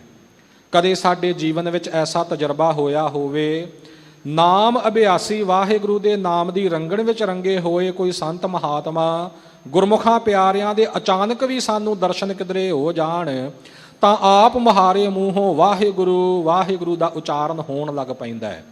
ਇਹ ਗੁਰਮੁਖਾਂ ਦੀ ਰੀਤ ਹੀ ਐਸੀ ਹੈ, ਉਹਨਾਂ ਦਾ ਜੀਵਨ ਹੀ ਐਸਾ ਹੈ, ਉਹਨਾਂ ਉੱਪਰ ਵਾਹਿਗੁਰੂ ਨੇ ਬਖਸ਼ਿਸ਼ ਹੀ ਐਸੀ ਕੀਤੀ ਹੈ। ਤਾਂ ਹੀ ਤਾਂ ਸਾਨੂੰ ਇਹ ਅਰਦਾਸ ਬੇਨਤੀ ਕਰਨ ਦੀ ਪ੍ਰੇਰਨਾ ਸਤਿਗੁਰੂ ਗਰੀਬ ਨਿਵਾਜ ਜੀ ਨੇ ਗੁਰਬਾਣੀ ਵਿੱਚ ਬਖਸ਼ਿਸ਼ ਕੀਤੀ ਹੈ। ਜਿਨੀ ਸਤਿਗੁਰ ਮੇਰਾ ਪਿਆਰਾ ਆਰਾਧਿਆ, ਤਿੰਨ ਜਨ ਦੇਖਾ ਨੈਣੀ। ਮੇਰੇ ਸਤਿਗੁਰੂ ਅਕਾਲ ਪੁਰਖ ਜੀ ਕਿਰਪਾ ਕਰੋ, ਜਿਨ੍ਹਾਂ ਨੇ ਮੇਰੇ ਪਿਆਰੇ ਸਤ ਚੇਤਨ ਰੂਪ ਅਕਾਲ ਪੁਰਖ ਵਾਹਿਗੁਰੂ ਨੂੰ ਆਰਾਧਿਆ ਹੈ ਨਾ, ਮੈਂ ਉਹਨਾਂ ਦੇ ਦਰਸ਼ਨ ਦਿਦਾਰੇ ਆਪਣੇ ਨੇਤਰਾਂ ਦੇ ਨਾਲ ਕਰਾਂ। ਆਪਾਂ ਅਰਦਾਸ ਦੀ ਸੰਪੂਰਨਤਾ ਉਪਰੰਤ ਇਹ ਬੇਨਤੀ ਗੁਰ ਚਰਨਾਂ ਵਿੱਚ ਕਰਦੇ ਆ ਨਾ ਕਿ ਸੇਈ ਪਿਆਰੇ ਮੇਲ ਜਿਨ੍ਹਾਂ ਮਿਲਿਆ ਤੇਰਾ ਨਾਮ ਚਿੱਤੇ ਆਵੇ। ਸੋ ਇਹੋ ਜਿਹੇ ਗੁਰਮੁਖ ਜਨ ਜਿਹੜੇ ਨੇ, ਹੇ ਵਾਹਿਗੁਰੂ, ਤੇਰੇ ਭਗਤਾਂ ਦੇ, ਤੇਰੇ ਪਿਆਰਿਆਂ ਦੇ ਦਰਸ਼ਨ ਦਿਦਾਰੇ ਕੀਤਿਆਂ, ਉਹਨਾਂ ਨੂੰ ਅੱਖਾਂ ਦੇ ਨਾਲ ਤੱਕਿਆਂ ਹੀ ਤੂੰ ਚੇਤੇ ਆਉਣਾ, ਤੂੰ ਯਾਦ ਆਉਂਦਾ ਹੈ। ਮਨ ਕੀ ਕੱਟੀ ਐ ਮੈਲ ਸਾਧ ਸੰਗ ਉਠਿਆ। ਇਹੋ ਜਿਹੇ ਜਿਹੜੇ ਸਾਧੂ ਜਨ ਹਨ ਜਿਨ੍ਹਾਂ ਨੇ ਆਪਣੇ ਮਨ ਨੂੰ ਸਾਧ ਲਿਆ, ਜਿਨ੍ਹਾਂ ਨੇ ਔਗਣ ਵਿਕਾਰ ਸਾਧ ਲਏ ਨੇ, ਭਾਉ ਭਗਤੀ ਦੀ ਸਾਧਨਾ ਕਮਾਈ ਕੀਤੀ ਹੈ, ਜਿਨ੍ਹਾਂ ਬਾਰੇ ਭਾਈ ਸਾਹਿਬ ਭਾਈ ਗੁਰਦਾਸ ਜੀ ਫਰਮਾਨ ਕਰਦੇ ਨੇ, ਗੁਰਮੁਖ ਸਾਧ ਅਸਾਧ ਸਾਧ ਵਖਾਣੀ ਹੈ। ਸੋ ਇਹੋ ਜਿਹੇ ਗੁਰਮੁਖਾਂ ਪਿਆਰਿਆਂ ਦੀ ਸੰਗਤ ਵਿੱਚ ਜਦੋਂ ਜਾ ਮਿਲ ਬੈਠੀਏ ਤਾਂ ਮਨ ਦੀ ਹਰ ਪ੍ਰਕਾਰ ਦੀ ਮੈਲ ਕੱਟੀ ਜਾਂਦੀ ਹੈ। ਅਨੇਕ ਪ੍ਰਕਾਰ ਦੀ ਮੈਲ, ਜਨਮ ਜਨਮ ਕੀ ਇਸ ਮਨ ਕਉ ਮਲ ਲਾਗੀ, ਕਾਲਾ ਹੋਆ ਸਿਆਹ ਖਨਲੀ ਧੋਤੀ ਉਜਲੀ ਨਾ ਹੋਵੇ, ਜੇ ਸੌ ਧੋਵਣ ਪਾਹੋ। ਜਨਮਾਂ ਜਨਮਾਂਤਰਾਂ ਦੀ ਮੈਲ ਇਸ ਮਨ ਨੂੰ ਲੱਗੀ ਹੋਈ। ਸ਼ਲੰ ਛਿਦਰੰ ਕੋਟ ਬਿਗਨੰ ਅਪਰਾਧੰ ਕਿਲਬਿਖ ਮਲੰ, ਭਰਮ ਮੋਹੰ ਮਾਨ ਅਪਮਾਨੰ ਮਦੰ ਮਾਇਆ ਵਿਆਪਤੰ। ਇਹ ਅਨੇਕ ਪ੍ਰਕਾਰ ਦੀ ਮੈਲ ਮਨ ਨੂੰ ਚੰਬੜੀ ਹੈ। ਈਰਖਾ ਦੀ ਔਰ ਦਵੈਤ ਦੀ ਜਿਹੜੀ ਮੈਲ ਹੈ ਇਹ ਚੰਬੜੀ ਹੈ। ਗੁਰਮੁਖਾਂ ਪਿਆਰਿਆਂ ਦੀ ਸੰਗਤ ਵਿੱਚ ਮਿਲ ਕੇ ਇਹ ਮਨ ਦੀ ਮੈਲ ਜਿਹੜੀ ਹੈ ਇਹ ਕੱਟੀ ਜਾਂਦੀ ਹੈ। ਸਤਿਗੁਰਾਂ ਕੇ ਇਹ ਪਾਵਨ ਪਵਿੱਤਰ ਬਚਨ, ਵੱਡ ਭਾਗੀ ਸਾਧ ਸੰਗ ਪ੍ਰਾਪਤ, ਤਿੰਨ ਭੇਟਤ ਦੁਰਮਤ ਖੋਈ। ਸਾਧੂ ਜਨਾਂ ਦਾ ਸੰਗ ਵੱਡਿਆਂ ਭਾਗਾਂ ਨਾਲ ਪ੍ਰਾਪਤ ਹੁੰਦਾ ਹੈ ਤੇ ਤਿੰਨਾਂ ਗੁਰਮੁਖਾਂ ਦੀ ਸੰਗਤ ਵਿੱਚ ਮਿਲ ਕੇ ਖੋਟੀ ਮਤ ਨਾਸ ਹੁੰਦੀ ਹੈ। ਇਉਂ ਖੋਟੀ ਮਤ ਰੂਪੀ ਮੈਲ, ਰਾਗ ਦਵੈਸ਼ ਈਰਖਾ ਇਤਿਆਦਿਕ ਦੀ ਮੈਲ, ਹਰ ਤਰ੍ਹਾਂ ਦੀ ਮੈਲ ਕੱਟੀ ਜਾਂਦੀ ਹੈ ਮਨ ਦੀ ਜਦੋਂ ਸਾਧੂ ਜਨਾਂ ਦੀ ਸੰਗਤ ਦੇ ਵਿੱਚ ਆਨ ਵਸੀਏ, ਤਿਨਾਂ ਦੀ ਸੰਗਤ ਕਰੀਏ। ਜਨਮ ਮਰਨ ਭਉ ਕੱਟੀਐ, ਜਨ ਕਾ ਸ਼ਬਦ ਜਪ। ਜਨਮ ਅਤੇ ਮਰਨ ਵੱਖੋ ਵੱਖਰੀਆਂ ਜੂਨਾਂ ਵਿੱਚ ਭਰਮਦਿਆਂ ਭਟਕਦਿਆਂ ਹੋਇਆਂ ਵਾਰ-ਵਾਰ ਜਨਮ ਲੈਣਾ ਤੇ ਮਰ ਕੇ ਜਾਣਾ, ਇਹ ਕੱਟਿਆ ਜਾਂਦਾ ਹੈ। ਭਉ ਕੱਟਿਆ, ਹਰ ਪ੍ਰਕਾਰ ਦਾ ਡਰ ਕੱਟਿਆ ਜਾਂਦਾ ਹੈ। ਜਨਮ ਦਾ ਡਰ, ਮਰਨ ਦਾ ਡਰ ਇਹ ਕੱਟਿਆ ਜਾਂਦਾ ਹੈ। ਕਿਵੇਂ? ਜਨ ਕਾ ਸ਼ਬਦ ਜਪ। ਕਿਉਂਕਿ ਪ੍ਰਕਰਨ ਜਿਹੜਾ ਗੁਰਮੁਖਾਂ ਪਿਆਰਿਆਂ ਦੀ ਮਹਾਨਤਾ ਦਾ ਚੱਲ ਰਿਹਾ ਹੈ ਨਾ, ਜਨ ਕਾ ਸ਼ਬਦ ਜਪ। ਵਾਹਿਗੁਰੂ ਜੋ ਤੇਰੇ ਜਨ ਨੇ, ਜੋ ਪਿਆਰੇ ਨੇ ਤੇਰੇ, ਉਹਨਾਂ ਦਾ ਸ਼ਬਦ ਭਾਵ ਉਪਦੇਸ਼, ਜੋ ਉਹਨਾਂ ਨੇ ਉਪਦੇਸ਼ ਦਿੱਤਾ ਹੈ, ਉਸ ਉਪਦੇਸ਼ ਦੀ ਕਮਾਈ ਕਰਕੇ ਅਕਾਲ ਪੁਰਖ ਵਾਹਿਗੁਰੂ ਦੇ ਨਾਮ ਨੂੰ ਜਪਣ ਦੇ ਨਾਲ ਜਨਮ ਅਤੇ ਮਰਨ ਦਾ ਡਰ ਵੀ ਕੱਟਿਆ ਜਾਂਦਾ ਹੈ, ਨਾਸ ਹੋ ਜਾਂਦਾ ਹੈ। ਬੰਧਨ ਖੋਲਣ ਸੰਤ, ਦੂਤ ਸਭ ਜਾਹੇ ਛਾਪ। ਕਿਉਂਕਿ ਇਹ ਵਾਹਿਗੁਰੂ ਤੇਰੇ ਸਾਜੇ ਨਵਾਜੇ ਜਿਹੜੇ ਸੰਤ ਹਨ ਨਾ, ਜਿਨ੍ਹਾਂ ਸਾਸ ਗਰਾਸ ਨਾ ਵਿਸਰੈ, ਹਰ ਨਾਮਾ ਮਨ ਮੰਤ, ਧਨ ਸੇ ਸੇਈ ਨਾਨਕਾ ਪੂਰਨ ਸੋਈ ਸੰਤ। ਉਹਨਾਂ ਸੰਤਾਂ ਨੂੰ ਵਾਹਿਗੁਰੂ ਜੀ ਆਪ ਜੀ ਨੇ ਸਮਰੱਥਾ ਹੀ ਐਸੀ ਬਖਸ਼ੀ ਹੈ ਕਿ ਬੰਧਨ ਖੋਲਣ ਸੰਤ। ਉਹ ਜਿਹੜੇ ਸੰਤ ਜਨ ਹਨ ਹਰ ਪ੍ਰਕਾਰ ਦੇ ਬੰਧਨ ਖੋਲ ਦਿੰਦੇ ਨੇ। ਕਰਤਾ ਭੁਗਤਾ ਦੇ ਬੰਧਨ, ਹੰਗਤਾ ਮਮਤਾ ਦੇ ਬੰਧਨ, ਵਿਸ਼ਿਆਂ ਵਿਕਾਰਾਂ ਤੇ ਔਗਣਾਂ ਦੇ ਬੰਧਨ, ਜਨਮ ਮਰਨ ਦੇ ਬੰਧਨ, ਇਹਨਾਂ ਸਾਰੇ ਬੰਧਨਾਂ ਨੂੰ ਕੱਟਣ ਦੇ ਸਮਰੱਥ ਹਨ ਗੁਰਮੁਖ ਪਿਆਰੇ ਸੰਤ ਜਨ। ਤੇ ਜਦੋਂ ਗੁਰਮੁਖ ਪਿਆਰੇ ਇਹ ਵਿਸ਼ਿਆਂ ਵਿਕਾਰਾਂ ਦੇ ਬੰਧਨ ਤੋੜ ਦਿੰਦੇ ਨੇ, ਦੂਤ ਸਭ ਜਾਹੇ ਛਪ। ਜਿਹੜੇ ਦੂਤ ਕਾਮ ਕ੍ਰੋਧ ਲੋਭ ਮੋਹ ਹੰਕਾਰ ਇਤਿਆਦਿਕ ਨੇ, ਉਹ ਮਾਨੋ ਫਿਰ ਸ਼ਰਮ ਦੇ ਮਾਰੇ ਹੋਏ ਛਪ ਜਾਂਦੇ ਨੇ, ਲੁਕ ਜਾਂਦੇ ਨੇ। ਜਮਾਂ ਦੇ ਦੂਤ ਵੀ ਛਪ ਜਾਂਦੇ ਨੇ, ਨੇੜੇ ਨਹੀਂ ਆ ਸਕਦੇ, ਲੁਕ ਜਾਂਦੇ ਨੇ। ਰਾਮ ਨਾਮ ਮਨ ਲਾਗਾ, ਜਮ ਲਜਾਏ ਕਰ ਭਾਗਾ। ਗੁਰਮੁਖਾਂ ਦੀ ਸੰਗਤ ਕਰਦਿਆਂ ਹੋਇਆਂ ਜਦੋਂ ਮਨ ਵਾਹਿਗੁਰੂ ਕੇ ਨਾਮ ਸਿਮਰਨ ਵਿੱਚ ਜੁੜ ਗਿਆ ਤਾਂ ਜਮ ਜਿਹੜਾ ਹੈ ਲੱਜਾਮਾਨ ਸ਼ਰਮਿੰਦਾ ਹੀ ਹੋ ਕੇ ਭੱਜ ਜਾਂਦਾ, ਨੇੜੇ ਠਹਿਰ ਨਹੀਂ ਸਕਦਾ। ਇਉਂ ਜਮਾਂ ਦੇ ਦੂਤ, ਵਿਸ਼ਿਆਂ ਵਿਕਾਰਾਂ ਔਗਣਾ ਰੂਪੀ ਦੂਤ ਸਾਰੇ ਛਪ ਜਾਂਦੇ, ਨਾਸ ਹੋ ਜਾਂਦੇ ਨੇ। ਤਿਸ ਸਿਉ ਲਾਇਨ ਰੰਗ, ਜਿਸ ਦੀ ਸਭ ਧਾਰੀਆ। ਵਾਹਿਗੁਰੂ ਦੇ ਸਾਜੇ ਨਵਾਜੇ ਸੰਤ ਮਹਾਤਮਾ ਜੋ ਹਨ ਸਾਧ ਸੰਗਤ ਜੀ, ਤਿਸ ਸਿਉ ਲਾਇਨ ਰੰਗ। ਰੰਗ ਦਾ ਅਰਥ ਹੈ ਪ੍ਰੇਮ। ਉਹ ਜੀਵ ਦਾ ਉਸ ਪਰਮਾਤਮਾ ਦੇ ਨਾਲ ਪ੍ਰੇਮ ਲਗਾ ਦਿੰਦੇ ਨੇ ਜਿਸ ਦੀ ਸਭ ਧਾਰੀਆ, ਜਿਸ ਦੀ ਇਹ ਸਾਰੀ ਸ੍ਰਿਸ਼ਟੀ ਧਾਰਨ ਕੀਤੀ ਹੋਈ ਹੈ। ਭਾਵ ਸਾਰੀ ਸ੍ਰਿਸ਼ਟੀ ਜਿਸ ਪਰਮਾਤਮਾ ਦੇ ਆਸਰੇ ਹੈ, ਵਾਹਿਗੁਰੂ ਦੇ ਪਿਆਰੇ ਸੰਤ ਜਨ ਆਪਣੀ ਸੰਗਤ ਵਿੱਚ ਆਏ ਹੋਏ ਵਡਭਾਗੀ ਜੀਵਾਂ ਦਾ ਪ੍ਰੇਮ ਉਸ ਪਰਮਾਤਮਾ ਨਾਲ ਲਾ ਦਿੰਦੇ ਨੇ। ਊਚੀ ਹੂੰ ਊਚਾ ਥਾਨ, ਅਗਮ ਅਪਾਰੀਆ। ਉਸ ਪਰਮਾਤਮਾ ਦੇ ਨਾਲ ਗੁਰਮੁਖ ਪਿਆਰੇ ਪ੍ਰੇਮ ਲਗਾ ਦਿੰਦੇ ਨੇ ਜਿਸ ਦਾ ਉੱਚੀ ਹੂੰ ਉੱਚਾ ਥਾਨ, ਉੱਚਿਆਂ ਨਾਲੋਂ ਵੀ ਉੱਚਾ ਜਿਸ ਦਾ ਸੱਚਖੰਡ ਰੂਪੀ ਅਸਥਾਨ ਹੈ। ਦੁਨੀਆ ਦੇ ਆਮ ਲੋਕਾਂ ਨੇ ਸਨਾਤਨ ਮਤ ਮੁਤਾਬਕ ਮਨੁੱਖਾਂ ਦੇ ਨਾਲੋਂ ਕੋਈ ਧਰਮੀ ਕਹਾਏ ਜਾਣ ਵਾਲੇ ਲੋਕ ਉੱਚੇ ਸਮਝੇ, ਉਹਨਾਂ ਤੋਂ ਉੱਚੇ ਦੇਵੀ ਦੇਵਤਿਆਂ ਨੂੰ ਮੰਨਿਆ ਗਿਆ। ਦੇਵੀ ਦੇਵਤਿਆਂ ਵਿੱਚੋਂ ਉੱਚੇ ਬ੍ਰਹਮਾ ਵਿਸ਼ਨੂੰ ਸ਼ਿਵ ਜੀ ਮੰਨੇ ਗਏ, ਉਹਨਾਂ ਤੋਂ ਵੀ ਉੱਪਰ ਮਹਾ ਵਿਸ਼ਨੂੰ ਇਤਿਆਦਿਕ। ਪਰ ਵਾਹਿਗੁਰੂ ਉੱਚਿਆਂ ਦੇ ਨਾਲੋਂ ਵੀ ਉੱਚਾ ਹੈ, ਸਰਬ ਸ਼੍ਰੋਮਣੀ ਹੈ। ਉਸ ਦਾ ਸਤ ਸੰਗਤ ਰੂਪੀ ਅਸਥਾਨ ਵੀ ਸਭ ਨਾਲੋਂ ਸ਼੍ਰੋਮਣੀ ਆ, ਸਭ ਨਾਲੋਂ ਉੱਤਮ ਹੈ। ਅਗਮ ਮਨ ਔਰ ਬੁੱਧੀ ਦੀ ਪਹੁੰਚ ਤੋਂ ਪਰੇ ਹੈ। ਅਪਾਰੀਆ ਪਾਰਾਵਾਰ ਤੋਂ ਰਹਿਤ ਹੈ, ਉਸ ਦਾ ਅੰਤ ਨਹੀਂ ਪਾਇਆ ਜਾ ਸਕਦਾ। ਉਸ ਪਰਮਾਤਮਾ ਨਾਲ ਵਾਹਿਗੁਰੂ ਦੇ ਪਿਆਰੇ ਜੋੜ ਦਿੰਦੇ ਨੇ। ਰਹਿਣ ਦਿਨਸ ਕਰ ਜੋੜ ਸਾਸ ਸਾਸ ਧਿਆਈਐ। ਸਮਾਂ ਭਾਵੇਂ ਦਿਨ ਦਾ ਹੋਵੇ ਤੇ ਭਾਵੇਂ ਰਾਤ ਦਾ ਹੋਵੇ, ਕਰ ਜੋੜ ਆਪਣੇ ਦੋਨੋਂ ਹੱਥ ਜੋੜ ਕੇ ਮਨ ਵਿੱਚ ਨਿਮਰਤਾ ਧਾਰਨ ਕਰਕੇ ਤੇ ਅੰਤਰੀਵ ਮਨ ਔਰ ਬੁੱਧ ਰੂਪੀ ਸੁਰਤ ਰੂਪੀ ਹੱਥਾਂ ਨੂੰ ਜੋੜ ਕੇ ਵੀ ਸਾਸ ਸਾਸ ਧਿਆਈਐ। ਜੋ ਅਕਾਲ ਪੁਰਖ ਵਾਹਿਗੁਰੂ ਸਾਹਾਂ ਦਾ ਵੀ ਸਵਾਸ ਰੂਪ ਹੈ, ਜੋ ਸਵਾਸਾਂ ਦਾ ਰਖਵਾਲਾ ਹੈ, ਸਵਾਸ ਸਵਾਸ ਉਸ ਅਕਾਲ ਪੁਰਖ ਵਾਹਿਗੁਰੂ ਨੂੰ ਧਿਆਉਣਾ ਕਰੀਏ। ਜਾਪੇ ਹੋਏ ਦਇਆਲ ਤਾਂ ਭਗਤ ਸੰਗ ਪਾਈਐ। ਪੌੜੀ ਦੀ ਅੰਤਲੀ ਪੰਕਤੀ ਵਿੱਚ ਹਜੂਰ ਫਰਮਾਉਂਦੇ ਨੇ, ਜਾ ਆਪੇ ਹੋਏ ਦਇਆਲ। ਜਦੋਂ ਅਕਾਲ ਪੁਰਖ ਵਾਹਿਗੁਰੂ ਆਪ ਹੀ ਦਇਆਲੂ ਹੋ ਜਾਵੇ, ਆਪਣਾ ਤਰਸ ਕਰੇ, ਆਪਣੀ ਮਿਹਰ ਕਰੇ, ਤਾਂ ਸਾਧ ਸੰਗ ਪਾਈਐ, ਤਾਂ ਸਾਧੂ ਜਨਾਂ ਦਾ ਜਿਹੜਾ ਸੰਗ ਮਿਲਾਪ ਹੈ ਉਹ ਪ੍ਰਾਪਤ ਹੁੰਦਾ ਹੈ। ਐਵੇਂ ਕਿਤੇ ਸਾਧੂ ਜਨਾਂ ਦੀ ਸੰਗਤ ਵਿੱਚ ਨਹੀਂ ਮਿਲਿਆ ਜਾਂਦਾ। ਵਾਹਿਗੁਰੂ ਆਪ ਹੀ ਆਪਣੀ ਕਿਰਪਾ ਕਰੇ ਤਾਂ ਸਾਧ ਸੰਗਤ ਦੀ ਪ੍ਰਾਪਤੀ ਹੁੰਦੀ ਹੈ, ਤਾਂ ਗੁਰਮੁਖਾਂ ਪਿਆਰਿਆਂ ਦਾ ਮਿਲਾਪ ਮਿਲਦਾ ਹੈ। ਫਿਰ ਉਹਨਾਂ ਦੇ ਮਿਲਾਪ ਵਿੱਚ ਮਿਲ ਕੇ ਅਕਾਲ ਪੁਰਖ ਵਾਹਿਗੁਰੂ ਦੇ ਨਾਮ ਨਾਲ ਸਾਡੀ ਸੁਰਤ ਜੋੜਦੀ ਹੈ। ਇਹ ਪਾਵਨ ਸ੍ਰੀ ਮੁਖਵਾਕ ਵਿੱਚ ਸਤਿਗੁਰੂ ਜੀ ਨੇ ਕਿਰਪਾ ਕਰਕੇ ਆਪਾਂ ਨੂੰ ਉਪਦੇਸ਼ ਬਖਸ਼ਿਸ਼ ਕੀਤਾ ਹੈ। ਆਓ ਸਾਧ ਸੰਗਤ ਜੀ, ਲੜੀਵਾਰ ਕਥਾ ਵਿਚਾਰ ਜੋ ਚੱਲ ਰਹੀ ਹੈ, ਤਿਸ ਦੇ ਨਾਲ ਵੀ ਆਪਾਂ ਕੁਝ ਸਮਾਂ ਜੁੜਨਾ ਕਰੀਏ। ਰਾਮ ਕਲੀ ਮਹਲਾ ਤੀਜਾ ਆਨੰਦ। ਰਾਮਕਲੀ ਰਾਗ ਵਿੱਚ ਤੀਸਰੇ ਪਾਤਸ਼ਾਹ ਧੰਨ ਸਤਿਗੁਰੂ ਅਮਰਦਾਸ ਸਾਹਿਬ ਜੀ ਕਿਰਪਾ ਕਰ ਰਹੇ ਨੇ। ਆਨੰਦ ਇਹ ਬਾਣੀ ਦਾ ਨਾਮ ਹੈ। ਆਨੰਦ ਸਾਹਿਬ ਜੋ ਸਾਡੇ ਨਿਤਨੇਮ ਵਿੱਚ ਵੀ ਸ਼ਾਮਲ ਹੈ, ਜੋ ਅੰਮ੍ਰਿਤ ਵੇਲੇ 5 ਬਾਣੀਆਂ ਦਾ ਨਿਤਨੇਮ ਸਤਿਗੁਰੂ ਗਰੀਬ ਨਿਵਾਜ ਜੀ ਨੇ ਬਖਸ਼ਿਸ਼ ਕੀਤਾ। ਜਪਜੀ ਸਾਹਿਬ, ਜਾਪ ਸਾਹਿਬ, ਸਵਈਏ, ਚੌਪਈ ਔਰ ਆਨੰਦ ਸਾਹਿਬ। ਇਹ ਆਨੰਦ ਸਾਹਿਬ ਦੀ ਕਥਾ ਅੱਜ ਗੁਰੂ ਕੀ ਕਿਰਪਾ ਨਾਲ ਆਰੰਭ ਹੋ ਰਹੀ ਹੈ। ਗੁਰੂ ਕੇ ਪਾਵਨ ਇਤਿਹਾਸ ਵਿੱਚ ਵਰਣਨ ਹੈ ਸਾਧ ਸੰਗਤ ਜੀ। ਧੰਨ ਸਤਿਗੁਰੂ ਸ੍ਰੀ ਗੁਰੂ ਅਮਰਦਾਸ ਸਾਹਿਬ ਸੱਚੇ ਪਾਤਸ਼ਾਹ ਜੀ ਗੋਇੰਦਵਾਲ ਸਾਹਿਬ ਜੀ ਕੀ ਪਾਵਨ ਧਰਤੀ ਤੇ ਸੁਭਾਏਮਾਨ ਨੇ। ਅਨੇਕਾਂ ਸੰਗਤਾਂ ਗੁਰੂ ਕੇ ਚਰਨ ਪਰਸਣ ਵਾਸਤੇ ਆਉਂਦੀਆਂ।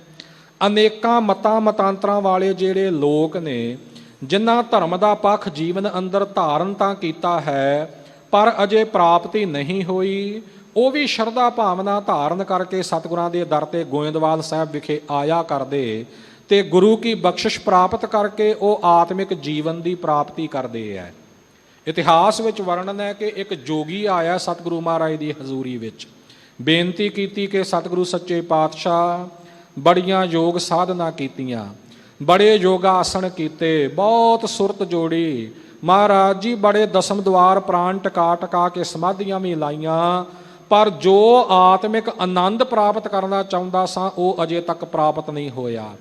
ਕਿਰਪਾ ਕਰੋ ਮਹਾਰਾਜ, ਮੇਰੇ ਤੇ ਮਿਹਰ ਕਰੋ। ਜਦੋਂ ਤੋਂ ਆਪ ਜੀ ਗੁਰਤਾ ਤੇ ਸੁਭਾਏਮਾਨ ਹੋਏ ਹੋ, ਮੇਰੇ ਮਨ ਵਿੱਚ ਆਪ ਜੀ ਪ੍ਰਤੀ ਸ਼ਰਧਾ ਹੈ, ਭਾਵਨਾ ਹੈ। ਮੈਨੂੰ ਆਤਮਿਕ ਆਨੰਦ ਦੀ ਦਾਤ ਬਖਸ਼ੋ, ਆਪਣੇ ਚਰਨਾਂ ਦਾ ਸੇਵਕ ਬਣਾ ਲਓ। ਘਟ ਘਟ ਕੇ ਅੰਤਰ ਕੀ ਜਾਣਨ ਵਾਲੇ, ਅਗਮ ਨਿਗਮ ਨੂੰ ਜਾਣਨ ਵਾਲੇ ਸਤਿਗੁਰੂ ਅਮਰਦਾਸ ਜੀ ਨੇ ਬਚਨ ਕੀਤਾ, ਜੋਗੀ ਜੀ ਵਿਧੀ ਦੇ ਵਿਧਾਨ ਮੁਤਾਬਕ ਤੁਹਾਡਾ ਇੱਕ ਜਨਮ ਅਜੇ ਹੋਰ ਹੈ। ਉਹ ਜਨਮ ਜਦੋਂ ਤੁਸੀਂ ਧਾਰਨ ਕਰੋਗੇ, ਗੁਰੂ ਕੀ ਸਿੱਖੀ ਪ੍ਰਾਪਤ ਕਰੋਗੇ, ਫਿਰ ਉਹ ਆਤਮਿਕ ਆਨੰਦ ਦੀ ਪ੍ਰਾਪਤੀ ਹੋਵੇਗੀ। ਬੇਨਤੀ ਕੀਤੀ ਸਤਿਗੁਰੂ ਜੀ, ਫਿਰ ਉਸ ਜਨਮ ਨੂੰ ਧਾਰਨ ਕਰਨ ਵਿੱਚ, ਗੁਰੂ ਕੀ ਸ਼ਰਨ ਲੈਣ ਵਿੱਚ ਤੇ ਆਤਮਿਕ ਆਨੰਦ ਦੀ ਪ੍ਰਾਪਤੀ ਕਰਨ ਦੇ ਵਿੱਚ ਮਹਾਰਾਜ ਦੇਰ ਕਾਤੋਂ ਕਰਨੀ ਹੈ। ਕਿਰਪਾ ਕਰੋ ਮਹਾਰਾਜ, ਮੇਰਾ ਸਰੀਰ ਹੁਣੇ ਛੁੱਟ ਜਾਵੇ ਤੇ ਉਹ ਜਨਮ ਮੈਨੂੰ ਜਲਦੀ ਮਿਲ ਜਾਵੇ। ਸੋ ਉਸ ਵਕਤ ਗੁਰੂ ਮਹਾਰਾਜ ਜੀ ਨੇ ਕਿਰਪਾ ਕੀਤੀ, ਜੋਗੀ ਨੂੰ ਸਮਰੱਥਾ ਬਖਸ਼ੀ, ਆਪਣੇ ਪ੍ਰਾਣ ਦਸਮ ਦੁਆਰੇ ਚੜ੍ਹਾ ਕੇ ਬ੍ਰਹਮ ਰੰਦਰ ਨੂੰ ਇਉਂ ਤੋੜ ਕੇ ਸਰੀਰ ਤਿਆਗਿਆ। ਤੇ ਫਿਰ ਉਹੀ ਜੋਗੀ ਜਿਹੜਾ ਸੀ, ਇਹ ਇਤਿਹਾਸ ਵਿੱਚ ਵਰਣਨ ਆਉਂਦਾ ਹੈ ਕਿ ਸਤਿਗੁਰੂ ਅਮਰਦਾਸ ਸਾਹਿਬ ਜੀ ਕੇ ਛੋਟੇ ਸਾਹਿਬਜ਼ਾਦੇ ਬਾਬਾ ਮੋਹਰੀ ਜੀ ਦੇ ਗ੍ਰਹਿ ਵਿਖੇ ਜਨਮਿਆ।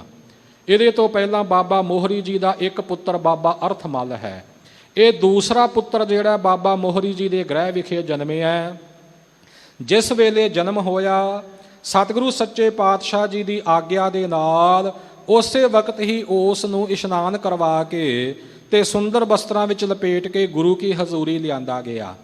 ਆਪਣੀ ਗੋਦ ਵਿੱਚ ਸਤਿਗੁਰੂ ਸੱਚੇ ਪਾਤਸ਼ਾਹ ਨੇ ਆਪਣੇ ਨਵ ਜਨਮੇ ਪੋਤਰੇ ਨੂੰ ਲਿਆ, ਮਿਹਰ ਦੀ ਨਿਗਾਹ ਦੇ ਨਾਲ ਤੱਕਿਆ ਤੇ ਬਚਨ ਕੀਤਾ ਕਿ ਐ ਭਾਈ ਬੱਲੂ, ਇਹ ਉਹੀ ਜੋਗੀ ਜਿਹੜਾ ਆਤਮਿਕ ਆਨੰਦ ਦੀ ਦਾਤ ਮੰਗਦਾ ਸੀ, ਉਹ ਸਾਡਾ ਪੋਤਰਾ ਹੋ ਕੇ ਆਇਆ ਹੈ ਗੁਰੂ ਕੀ ਬਖਸ਼ਿਸ਼ ਪ੍ਰਾਪਤ ਕਰਨ ਵਾਸਤੇ। ਸੋ ਇਸ ਲਈ ਸਤਿਗੁਰੂ ਜੀ ਨੇ ਆਪਣੀ ਰਸਨਾ ਤੋਂ ਉਸ ਦਾ ਨਾਮ ਵੀ ਆਨੰਦ ਰੱਖਿਆ ਤੇ ਉਸ ਪ੍ਰਥਾਏ ਸਤਿਗੁਰੂ ਸੱਚੇ ਪਾਤਸ਼ਾਹ ਨੇ ਉਹਦੀ ਸੁਰਤ ਨੂੰ ਸੋਝੀ ਬਖਸ਼ਿਸ਼ ਕਰਕੇ ਇਹ ਅੰਮ੍ਰਿਤ ਰੂਪ ਗੁਰਬਾਣੀ ਉਚਾਰਨ ਕੀਤੀ। ਬਾਣੀ ਦਾ ਨਾਮ ਵੀ ਸਤਿਗੁਰਾਂ ਨੇ ਆਨੰਦ ਹੀ ਰੱਖਿਆ। ਐਸੀ ਬਾਣੀ ਜਿਸ ਨੂੰ ਪੜ੍ਹ ਕੇ, ਜਿਸ ਨੂੰ ਸੁਣ ਕੇ, ਜਿਸ ਨੂੰ ਕਮਾ ਕੇ ਆਤਮਿਕ ਆਨੰਦ ਦੀ ਪ੍ਰਾਪਤੀ ਹੋਵੇ। ਸੋ ਇਹ ਆਨੰਦ ਸਾਹਿਬ ਬਾਣੀ ਸਤਿਗੁਰੂ ਗਰੀਬ ਨਿਵਾਜ ਜੀ ਨੇ ਆਪਾਂ ਨੂੰ ਬਖਸ਼ਿਸ਼ ਕੀਤੀ ਹੈ। ਅਗਾਂਹ ਇਹ ਵੀ ਬਚਨ ਇਤਿਹਾਸ ਵਿੱਚ ਆਉਂਦੇ ਨੇ ਕਿ ਸਤਿਗੁਰਾਂ ਨੇ ਬਚਨ ਕੀਤਾ ਸੀ ਕਿ ਭਾਈ ਬੱਲੂ, ਇਹ ਜੋ ਬਾਣੀ ਅਸਾਂ ਉਚਾਰਨ ਕੀਤੀ ਹੈ ਨਾ ਭਾਈ, ਇਸ ਬਾਣੀ ਨੂੰ ਲਿਖਤ ਰੂਪ ਵਿੱਚ ਲਿਆ ਕੇ ਇੱਕ ਢੋਲਕ ਲੈ ਲਓ ਤੇ ਇਉਂ ਉੱਪਰ ਉੱਚੀ ਜਗ੍ਹਾ ਤੇ ਚੜ੍ਹ ਕੇ ਢੋਲਕ ਵਜਾਉਂਦਿਆਂ ਹੋਇਆਂ ਇਹ ਅੰਮ੍ਰਿਤ ਰੂਪ ਗੁਰਬਾਣੀ ਦਾ ਗਾਇਨ ਕਰੋ। ਤਦੋਂ ਭਾਈ ਬੱਲੂ ਜੀ ਨੇ ਇਹ ਸਾਰੀ ਬਾਣੀ ਇਉਂ ਢੋਲ ਵਜਾਉਂਦਿਆਂ ਹੋਇਆਂ ਗਾਇਨ ਕੀਤੀ। ਸ੍ਰੀ ਗੁਰੂ ਪ੍ਰਤਾਪ ਸੂਰਜ ਗ੍ਰੰਥ ਵਿੱਚ ਬਚਨ ਆਉਂਦਾ ਹੈ ਕਿ 38 ਪੌੜੀਆਂ ਸਤਿਗੁਰੂ ਅਮਰਦਾਸ ਜੀ ਨੇ ਇਹ ਉਚਾਰਨ ਕੀਤੀਆਂ ਸਨ। 39ਵੀਂ ਪੌੜੀ ਸਤਿਗੁਰੂ ਰਾਮਦਾਸ ਸਾਹਿਬ ਜੀ ਕੀ ਔਰ 40ਵੀਂ ਪੌੜੀ ਸਤਿਗੁਰੂ ਅਰਜਨ ਦੇਵ ਸਾਹਿਬ ਜੀ ਕੀ ਉਚਾਰਨ ਕੀਤੀ ਹੋਈ। ਇਹ ਵਰਣਨ ਸ੍ਰੀ ਗੁਰੂ ਪ੍ਰਤਾਪ ਸੂਰਜ ਗ੍ਰੰਥ ਵਿੱਚ ਤੇ ਹੋਰ ਗ੍ਰੰਥਾਂ ਵਿੱਚ ਵੀ ਆ ਰਿਹਾ ਹੈ। ਸੋ ਇਹ ਮਰਜ਼ਾਦਾ ਉਦੋਂ ਤੋਂ ਬਣ ਗਈ ਕਿ ਜਦੋਂ ਬਾਲਕ ਜਨਮ ਲਵੇ ਤਾਂ ਆਨੰਦ ਸਾਹਿਬ ਦਾ ਗਾਇਨ ਕਰਨਾ। ਛੇਵੇਂ ਪਾਤਸ਼ਾਹ ਨੇ ਜਦੋਂ ਅਵਤਾਰ ਧਾਰਨ ਕੀਤਾ, ਉਹ ਗਵਾਹੀ ਗੁਰਬਾਣੀ ਵਿੱਚ ਵੀ ਮੌਜੂਦ ਹੈ। ਗੁਰਬਾਣੀ ਸਖੀ ਆਨੰਦ ਗਾਵੈ, ਸਾਚੇ ਸਾਹਿਬ ਕੈ ਮਨ ਭਾਵੈ।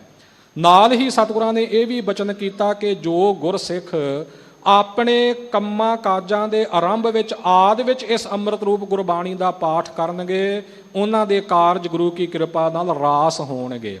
ਜਿਹੜੇ ਇਸ ਬਾਣੀ ਦਾ ਨਿਤਨੇਮ ਕਰਨਗੇ, ਗੁਰੂ ਕੀ ਕਿਰਪਾ ਨਾਲ ਜੀਵਨ ਮੁਕਤੀ ਦੇ ਆਨੰਦ ਦੀ ਪ੍ਰਾਪਤੀ ਹੋਵੇਗੀ।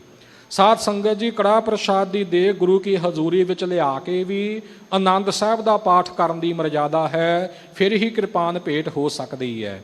ਸੋ ਇਉਂ ਇਸ ਬਾਣੀ ਦੀ ਬਹੁਤ ਵੱਡੀ ਮਹਾਨਤਾ ਹੈ, ਲਫ਼ਜ਼ਾਂ ਵਿੱਚ ਵਰਣਨ ਨਹੀਂ ਕੀਤੀ ਜਾ ਸਕਦੀ। ਧੰਨ ਸਤਿਗੁਰੂ ਸ੍ਰੀ ਗੁਰੂ ਅਮਰਦਾਸ ਜੀ ਨੇ ਕਿਰਪਾ ਕੀਤੀ ਹੈ।